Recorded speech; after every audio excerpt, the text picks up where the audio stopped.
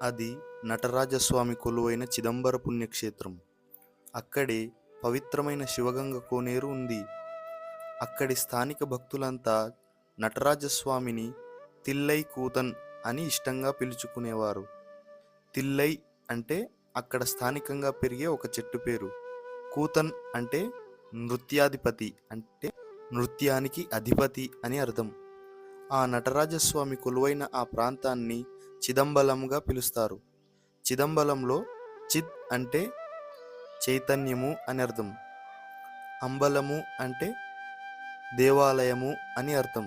రెండింటిని కలిపితే చైతన్య దేవాలయము అని అర్థం.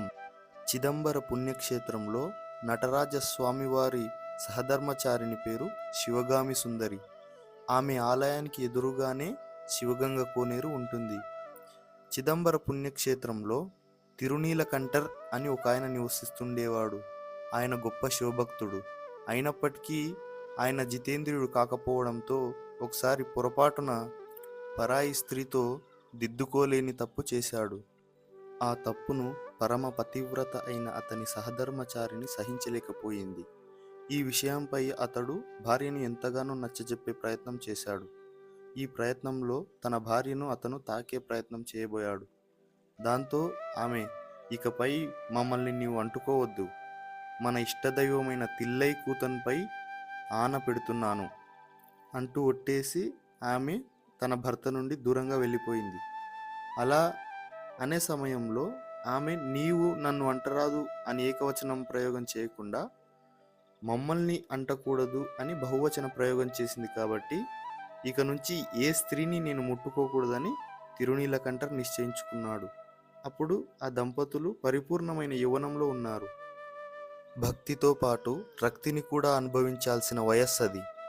అయితేనేం, భార్య విధించిన ఈ దండనతో అతడు బ్రహ్మచర్య దీక్షను అనుభవించాల్సి వచ్చింది.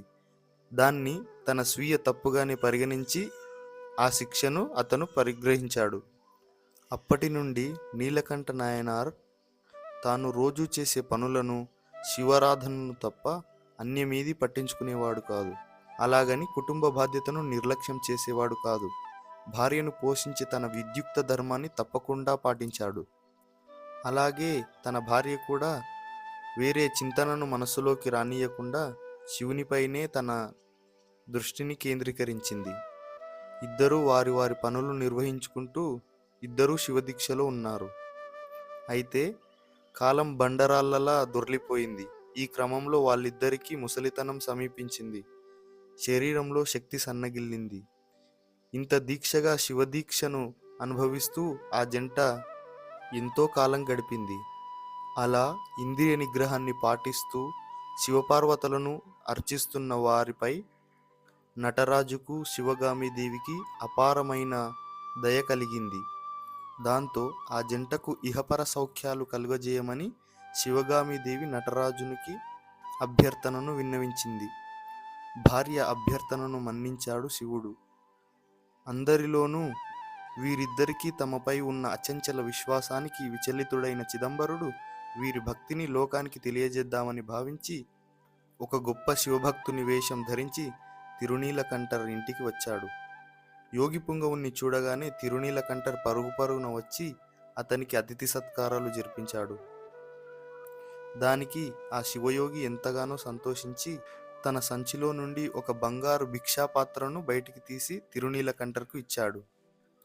నీలకంఠ, నేను తీర్థయాత్రలకు వెళుతున్నాను. తిరిగి వచ్చిన తర్వాత ఈ పాత్రను తీసుకుంటాను. అప్పటి వరకు దీన్ని నీ వద్ద భద్రంగా దాచిపెట్టు అని ఆ శివయోగి కోరాడు. అందుకు తిరునీలకంఠర్ అంగీకరిస్తూ ఆ పాత్రను తీసుకుని భద్రంగా దాచిపెట్టాడు. ఇలా కొంతకాలం గడిచింది. ఆ మాయా శివయోగి తిరిగి నీలకంఠర్ ఇంటికి వచ్చాడు. రాగానే, నాయనా నీలకంఠ, నేను తీర్థయాత్రలకు వెళ్లే సమయంలో నీకిచ్చి వెళ్ళిన బంగారు పాత్రను నాకు తిరిగి ఇస్తే నేను తీసుకువెళ్తానని అన్నాడు. సరే అని నీలకంఠర్ ఆ పాత్ర కోసం ఇల్లంతా గాలించాడు. అదేమి చిత్రమో, ఎంత వెతికినా ఆ పాత్ర దొరకలేదు. దాంతో శివయోగి కాళ్ళ మీద పడి, నన్ను క్షమించండి, ఆ పాత్రకు బదులుగా నేను మరో బంగారు పాత్రను మీకు ఇస్తాను, దయచేసి అంగీకరించి స్వీకరించండి అని వేడుకున్నాడు. అందుకు ఆ మాయా శివయోగి ఎంతమాత్రం ఒప్పుకోకుండా ఆగ్రహంతో నీలకంఠర్పై గద్గర స్వరంతో అరుస్తూ, నీవు శివభక్తుని వేషంలో ఉన్న ఒక దొంగవు. సర్వస్వంగ పరిత్యాగినైన మేము నా వస్తువుని నీ దగ్గర దాయమని ఇస్తే దాన్ని దొంగతనం చేసి ఇప్పుడు నన్ను వట్టి చేతులతో పంపిస్తావా? పైగా నేనిచ్చిన అసలు బంగారు పాత్రను నువ్వు దొంగిలించి నువ్వు నాకు నకిలీ పాత్రను అంటగడదామని చూస్తున్నావా?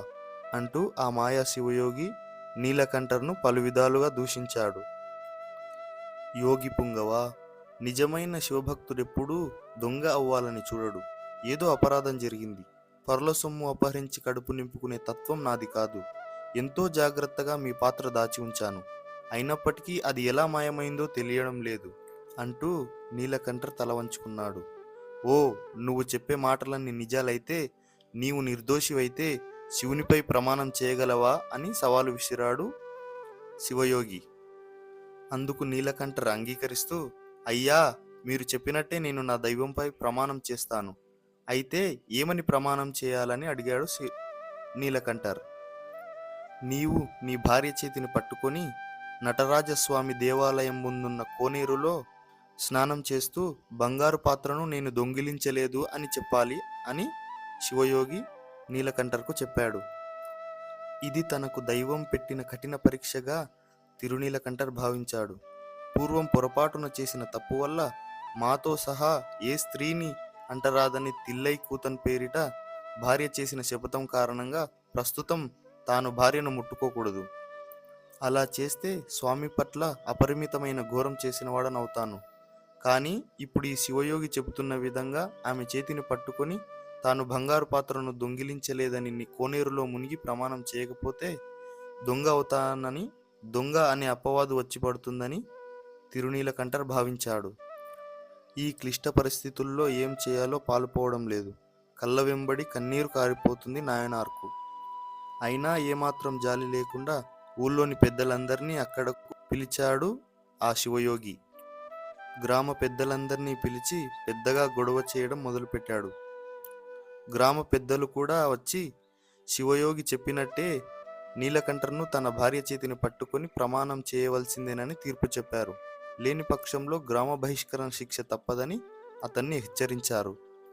ఒకవైపు భార్యను పట్టుకోకూడదనే నియమం, మరొక వైపు కోనేరులో చేయి పట్టుకొని మునగాలనే నియమం. ఇలా ఈ గడ్డు పరిస్థితుల్లో తనకు మరణమే శరణ్యమని అతను అనుకున్నాడు. అయితే ఈ సమయంలో ఆయన అర్ధాంగి ఒక చక్కని ఉపాయాన్ని అతనికి చెప్పింది. ఆమె చెప్పిన ఉపాయం ప్రకారం భార్యాభర్తలిద్దరూ ఒకరి చేతిని ఒకరు కాకుండా ఒక కర్రను అవతల కొన ఒకరు ఈవలి కొన ఒకరు పట్టుకొని నీటిలో మునగాలి.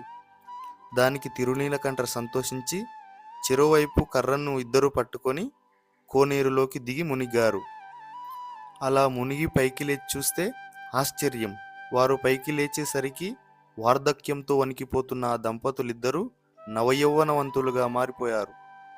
అప్పటి వరకు శరీరాన్ని కమ్మేసిన ముసలితనపు ఛాయలు మచ్చుకకైనా వారిద్దరిలో కనబడలేదు. వారిద్దరికీ ముసలితనం పోయి నవయౌవనవంతులుగా కోనేరు నుండి బయటికి వచ్చారు. ఈ వింత చూసిన చిదంబర క్షేత్ర వాసులంతా ఇదంతా నటరాజస్వామి అద్భుతమేనని తెలుసుకున్నారు. హరహర మహాదేవ శంభో శంకర అనే నినాదాలు అంబరాన్నంటాయి. ఇలా కాలక్రమేణా నీలకంఠర్ 63 నాయనార్లలో ప్రథముడిగా ఘనత వహించాడు. ఇంద్రియలోలుడైన తన భక్తుడిని ఇంద్రియ విజయం ప్రసాదించి నటరాజు ఆ భక్తుడిపై ఎంతో కరుణ చూపించాడు. ఇది పెరియ పురాణం అనే గ్రంథంలో శివభక్తుల చరిత్రలో మొదటి కథ, తిరునీలకంఠ నాయనార్. ఇలా ఇంకా శివభక్తుల చరిత్ర, మహాభారతం గురించి తెలుసుకోవాలనుకుంటున్నవారు మన ఛానల్ను సబ్స్క్రైబ్ చేయండి. ఈ ఛానల్లో ఇంకా 62 మంది నాయనర్ల చరిత్ర కూడా చెప్పబడుతుంది. అందరూ ఈ ఛానల్ను సబ్స్క్రైబ్ చేయండి, అందరూ ఫాలో చేయండి.